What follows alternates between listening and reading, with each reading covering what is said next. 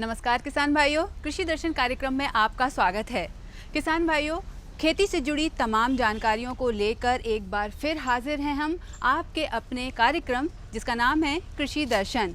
किसान भाइयों, खेती से जुड़ी तमाम कठिनाइयों और अनिश्चितताओं के बीच आपकी सफलता और लाभ को सुनिश्चित करने का हमारा ये एक छोटा सा प्रयास है। यदि आप विशेषज्ञों की राय पर अमल करते हुए कृषि कार्य करते हैं तो निश्चित ही आप एक सही दिशा में अग्रसर हैं और हमारे प्रयास की सार्थकता भी इसी में है। तो आइए कार्यक्रम की शुरुआत करते हैं मंडी भाव के साथ खबरें खेती की से।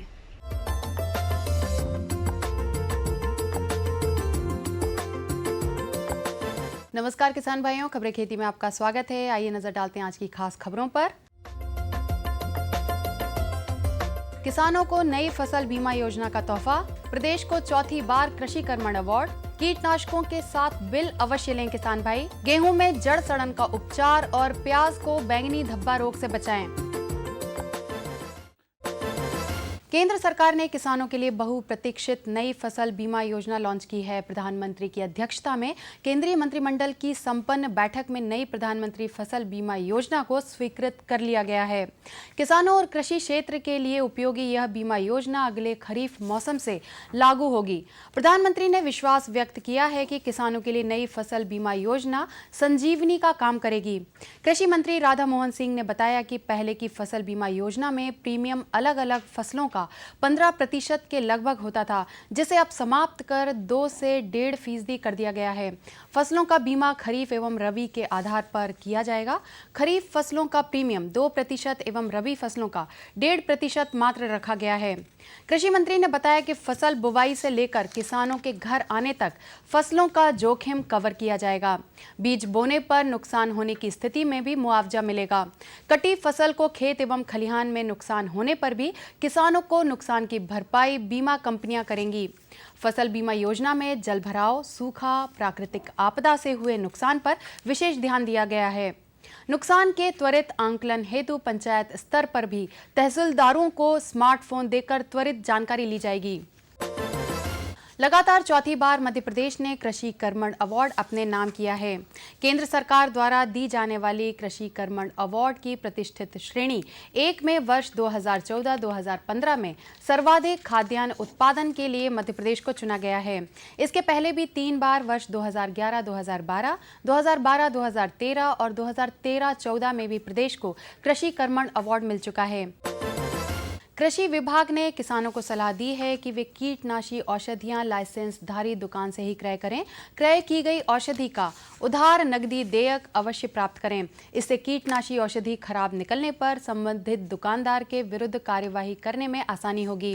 किसानों को यह देख लेना चाहिए कि देयक में कीटनाशी औषधि की निर्माता कंपनी का नाम, बैच नंबर, निर्माण तथा अवसाद तिथि स्पष्ट रूप से अंकित हो। कीटनाशी औषधि पर अंकित दर अनुसार ही कीटनाशी औषधि की कीमत का भुगतान करें। किसी भी स्थिति में बिना देयक के औषधि क्रय नहीं करें। बिल की द्वितीय प्रति पर अपने हस्ताक्षर किसान भाई जरूर करें। गेहूं की फसल में जड़ सड़न रोग का लक्षण जड़ों में हल्के भूरे रंग की सड़न या विगलन के रूप में दिखने लगता है। पौधा पीला पड़ने लगता है। जमीन की सतह पर पौधों के तनों में भी सड़न पैदा होती है और छोटे छोटे राई के दानों के समान सफेद कवक जाल के साथ प्रभावित तने पर लिपटे रहते हैं। बाद में संक्रमित पौधे मर जाते हैं। इसके उपचार के लिए गेहूं की बोनी नवंबर में करनी चाहिए। 2.5 ग्राम जिनेब प्रति किलो बीज के हिसाब से उपचारित कर बोएं। गर्मी में खेत की गहरी जुताई करें और फसल चक्र अपनाएं। प्याज की फसल में बैंगनी धब्बा रोग अल्टरनेरिया पोरी नामक कवक द्वारा होता है। यह रोग प्याज की पत्तियों, बीज स्तंभों एवं शल्क कंदों पर लगता है। रोगग्रस्त भाग पर छोटे सफेद धंसे हुए धब्बे बनते हैं जिनका मध्य भाग बैंगनी रंग का होता है। ये धब्बे शीघ्र ही बढ़ते हैं जिससे पत्तियों एवं बीज स्तंभों पर एक मेखला का निर्माण होता है। इसकी रोकथाम के लिए बीज को कैप्टान 0.25% या थायरम 2 ग्राम प्रति किलोग्राम बीज से बोनी के पूर्व उपचारित करना चाहिए। जिस खेत में प्याज लगाना हो गर्मी में खेतों की जुताई करना चाहिए। पत्तियों में क्लोरोथेलोनिल 0.2% के साथ सर्वांगी कीटनाशक एवं चिपकाने वाले पदार्थ 0.1% का छिड़काव करना चाहिए। तो किसान भाइयों, खबरें खेती में फिलहाल इतना ही और चलते चलते एक नज़र डालेंगे आज के मंडी भाव पर। साथ ही मुझे दीजिए आज्ञा। नमस्कार।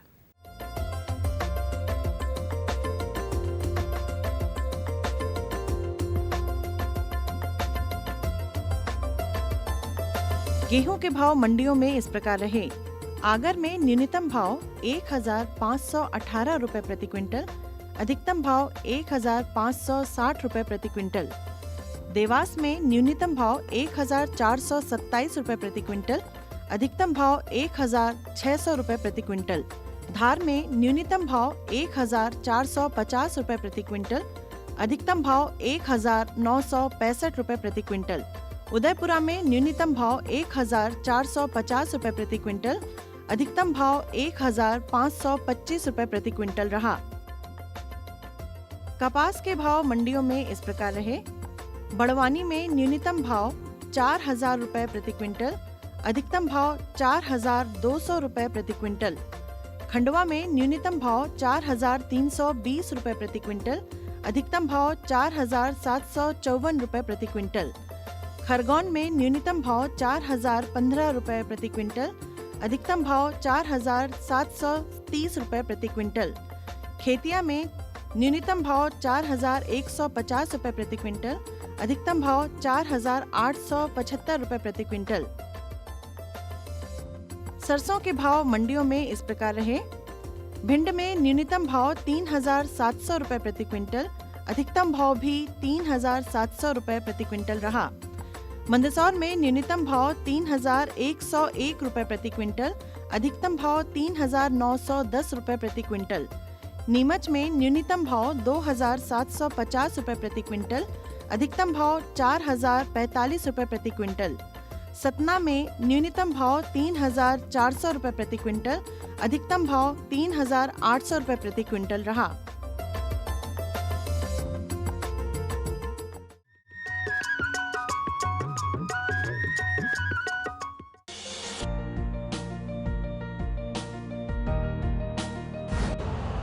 यूरिया का स्वदेशी उत्पादन 70 लाख टन बढ़ाने के लिए 6 उर्वरक संयंत्रों का उद्धार किया जा रहा है। FCIL के गोरखपुर, सिंदरी, तलचर और रामागुंडम संयंत्र, HFCL की बरौनी इकाई और BVFCL की नामरू फोर्थ। सोने पर सुहागा ये है कि देश में अब बनेगा सिर्फ नीम लेपित यूरिया, क्योंकि इससे होगा किसानों का फायदा ही फायदा। अनाज का उत्पादन 10% तक बढ़ेगा। बढ़ेगी 10 से 15% नाइट्रोजन क्षमता। अरे सुन तो।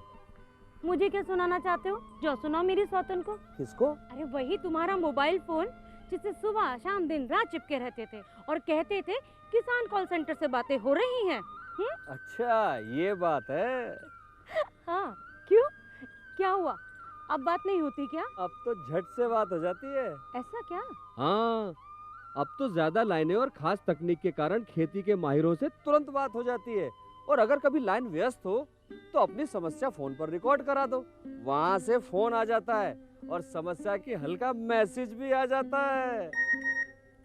ये देखो आ गया। अरे वाह, इसका मतलब इंतजार की घड़ी अब खत्म। हाँ, तभी मैं सोचूं कि आजकल मुझ पर इतना प्यार क्यों आ रहा है। कृषि संबंधी समस्याओं का अपनी भाषा में तुरंत हल पाने के लिए पूरे भारत में किसी भी फोन से हेल्पलाइन नंबर पर संपर्क करें। किसानों का दोस्त किसान कॉल सेंटर। ये बदलाव क्या है भैया? ये बड़े काम की चीज है। इंसान की सोच में अगर बदलाव आ जाए तो सब कुछ मुमकिन है, सब कुछ संभव है। अब ये बदलाव फिर आ रहा है। हर सूरत की मुस्कान में वो आपको दिखाई देगा। तो चलिए एक नई शुरुआत करते हैं, कुछ बदलाव करते हैं। दूरदर्शन किसान, एक नया चैनल जहां बातें होंगी बदलाव की और आपके कल की बेहतर शुरुआत की। छेड़ो बातें बदलाव की।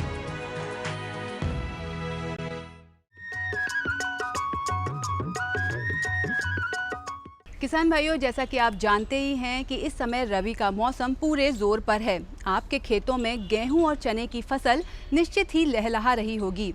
ये वो समय है जब आपको अपनी फसल को कीट और रोगों से तो बचाना ही है, इसके साथ ही साथ उर्वरकों के उपयोग की सही जानकारी होना भी बहुत आवश्यक है, क्योंकि तभी तो आपकी फसल अच्छी होगी और अनाज के भंडार भरेंगे।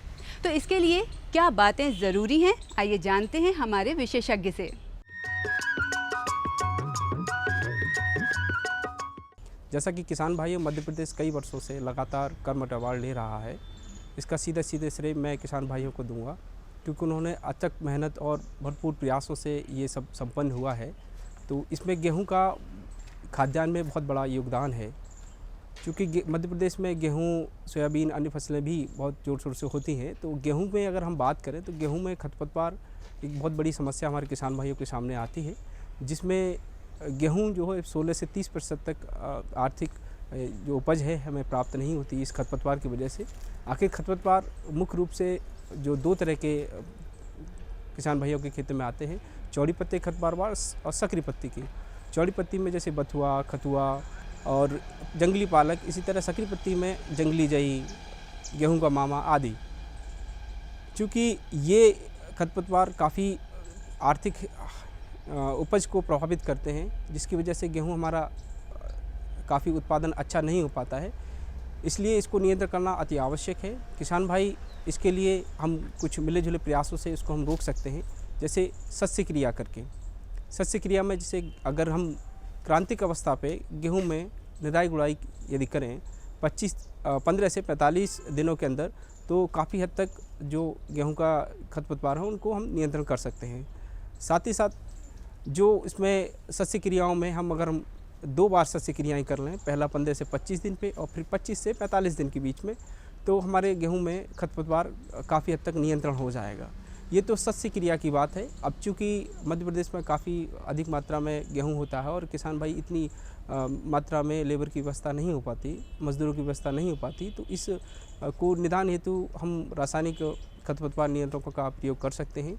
सल्फोसल्फ्यूरान 75 WG जो आता है, उसका अगर 33 ग्राम प्रति हेक्टेयर के हिसाब से अगर हम स्प्रे करेंगे 600 से लेकर 700 लीटर पानी के में, तो इसका हम नियंत्रण कर सकते हैं। साथ ही साथ इसी अवस्था का विशेष ध्यान रखना है किसान भाइयों को। पहले पानी के बाद जैसे ही लगभग 25 से 30 दिन या 35 दिन के बीच में हमें इसका स्प्रे करना है।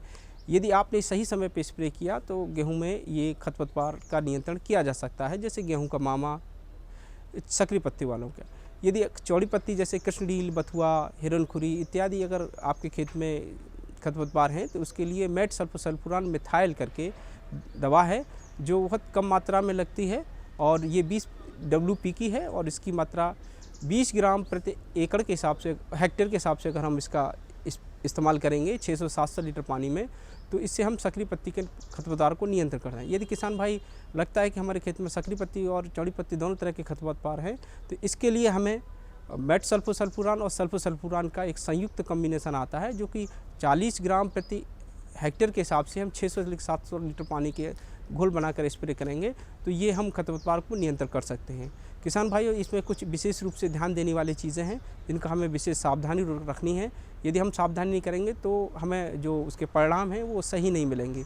जैसे जिस दवा का हम स्प्रे करें उसका समान रूप से घोल बने और समान रूप से उसका खेत में छिड़काव हो। किसान भाई जिस हिसाब से खेती में जो स्प्रे करते हैं उसका एक समान गति से उसका स्प्रे हो। साथ ही साथ उसमें नोज़िल का विशेष ध्यान रखना है। नोज़िल जो है फ्लैट नोज़िल, उससे हमें स्प्रे करना है। साथ ही साथ जब तेज़ हवाएं हों उस समय हमें इसका स्प्रे नहीं करना है। यदि बादल है या वर्षा की कंडीशन है या फिर नम इस तरह का मौसम है जिसमें बारिश होने की संभावना है, तो इस समय हम स्प्रे ना करें खरपतवार नियंत्रणों का, क्योंकि उसका पूर्ण रूप से हमको किसान भाइयों को फ़ायदा नहीं मिलेगा। साथ ही साथ अगर हम देखें कि अगर आपने पानी की सही मात्रा में नहीं लिया है, तो यदि इसका प्रभाव भी पड़ सकता है, क्योंकि ये हमारी फसल के लिए बहुत कम मात्रा में लगता है और जो रसायन कम लगेगा तो हमारे फ़ायदा भी देगा, और साथ ही साथ अगर हम उसका सही इस्तेमाल नहीं किया तो उससे हमें फसलों को नुकसान भी हो सकता है। इसलिए पानी का विशेष रूप से ध्यान रखें और समान गति से स्प्रे करें, ताकि हमारी फसल में समय से खरपतवार नियंत्रण हो सके।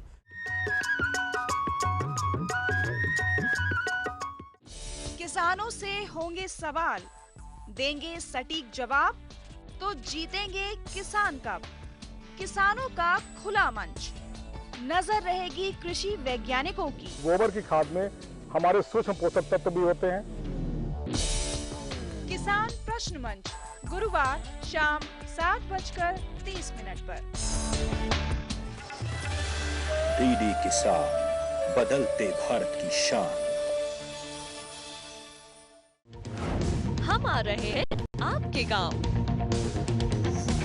सामान्य ज्ञान के पूछेंगे सवाल। भारत दूध उत्पादन में विश्व में किस नंबर पर आता है? और आपके ऑप्शंस हैं ए पहले, बी दूसरे, सी तीसरे या डी चौथे। सही जवाब दिया है। देखें घूमते फिरते रविवार सुबह 7:30 पर। डीडी किसान, बदलते भारत की शान। हर गांव को शिक्षा, हर हाथ को रोजगार, सुविधाएं बुनियादी हो या हो तकनीकों की भरमार, सांसदों की देखभाल से अब बनेगा स्मार्ट काम। डीडी किसान, बदलते भारत की शान।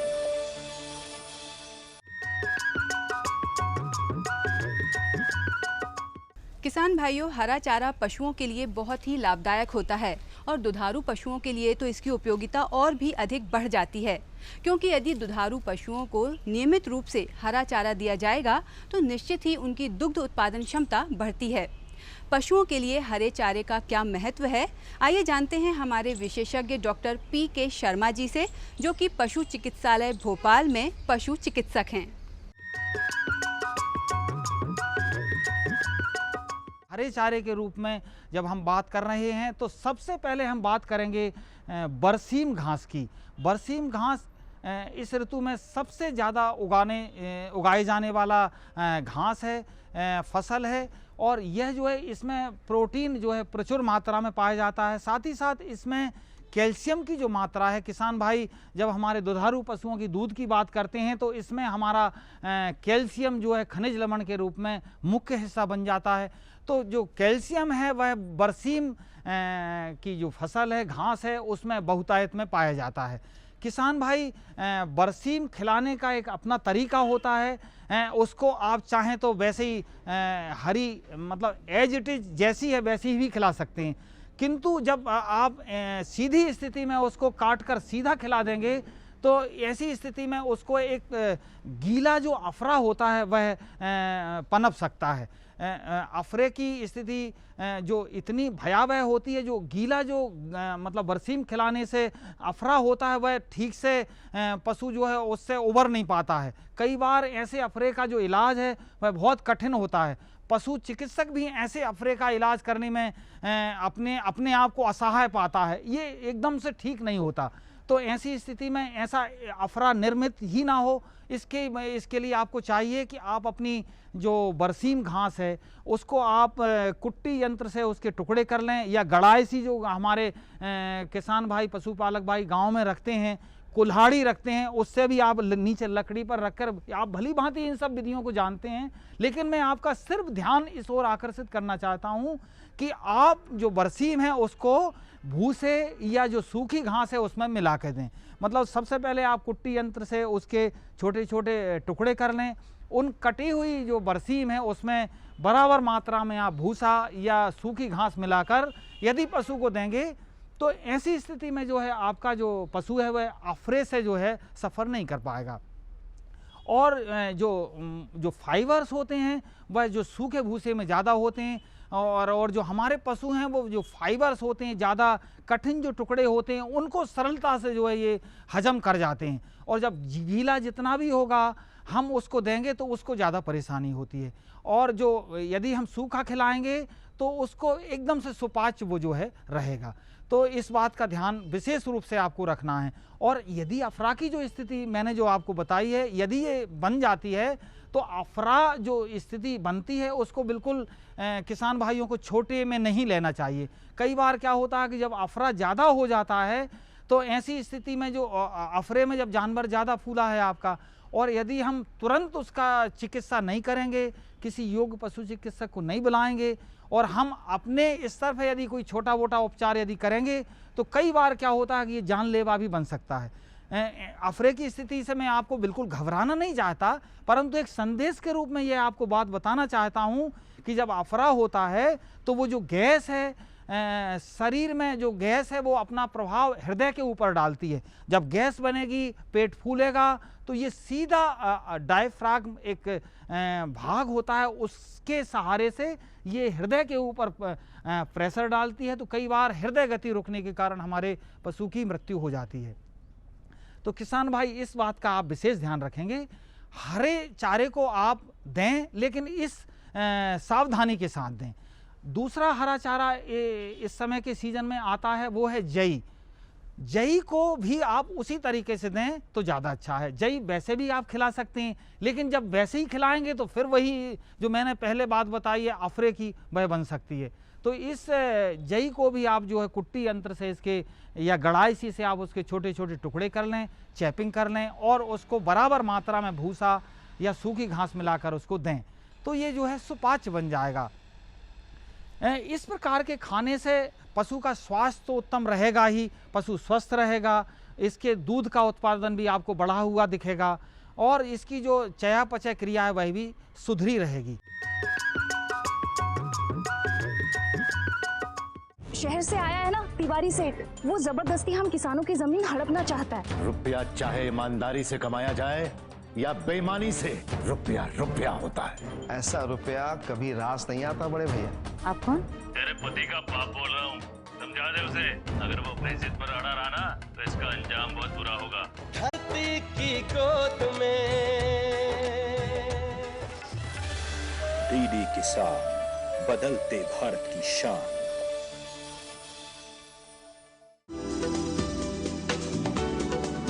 कौन जाने कब क्या होगा, मॉनसून का मिलेगा साथ या दिखाएगा बेरुखी, बादल गरजेंगे या बरसेंगे भी। ना हो परेशान, क्योंकि हम बताएंगे बदलते मौसम के पल पल का हाल। देखिए मौसम खबर सोमवार से शनिवार सुबह 8:30 पर। डीडी किसान, बदलते भारत की शान।